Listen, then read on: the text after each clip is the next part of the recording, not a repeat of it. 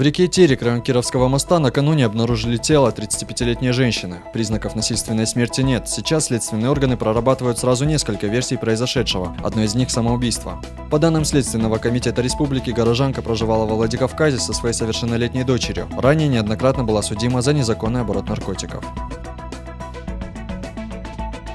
Останки красноармейца Давида Хитагурова сегодня передали делегации из Южной Осетии. Советский солдат, стрелок 67-го полка Хитагуров, погиб в 1945 году в бою за выход к автобану Кёнигсберг, Берлин. Год назад в районе поселка Корнево Калининградской области останки бойца нашли члены поискового отряда «Совесть». В течение года представители фамилии пытались найти родственников Давида Хитагурова. Удалось установить адрес его проживания, однако в том районе дома перестраивались, менялись хозяева, и выйти на близких красноармейца так и не удалось. Старейшины рода решили предать земле останки бойца в фамильном селении Хитагурова.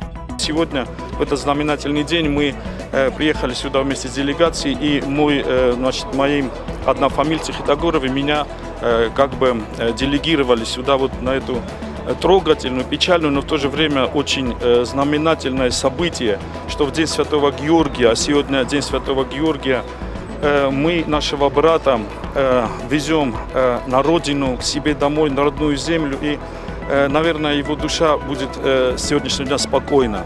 И я уже сказал эти слова и хочу поблагодарить всех тех, которые помогали в этом великом деле.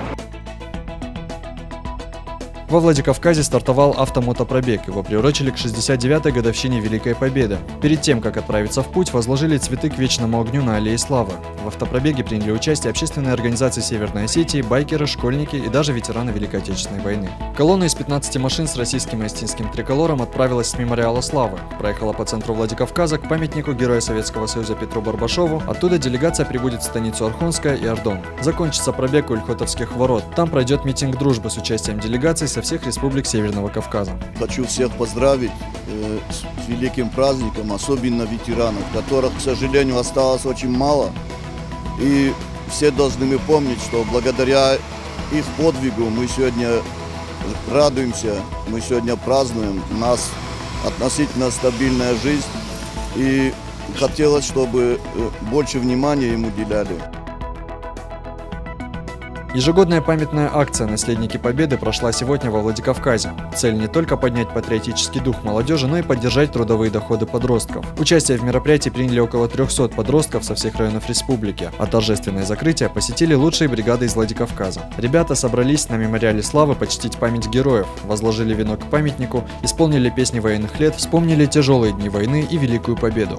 Ребята в основном заняты на санитарной очистке территории памятников, мемориалов, скверов, занимаются их мелким ремонтом, помогают ветеранам в быту на приусадебных участках. Ребята у нас получают материальную поддержку от службы занятости в этом году в размере 1275 рублей. И плюс еще заработную плату им выплачивает здесь во Владикавказе мэрия Владикавказа.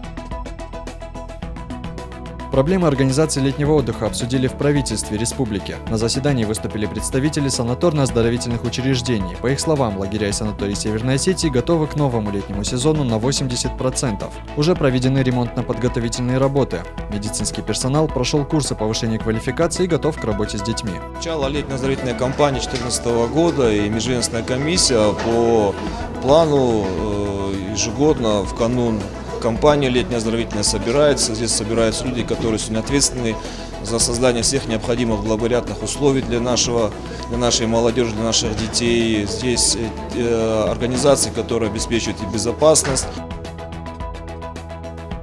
Капитальный ремонт ждет музей имени остинского драматурга Коста Хитагурова. Здесь хранятся рукописи произведений известных писателей, а также старинные музыкальные инструменты. Закрыть музей на реконструкцию планируют в ближайшее время. Часть здания находится в аварийном состоянии, и принимать гостей становится опасно. Ветхие окна, осыпавшаяся побелка, разрушающийся фасад нуждаются в срочном ремонте. По словам министра культуры Северной Осетии Фатимы Хабаловой, все изменения должны быть направлены на привлечение молодежи.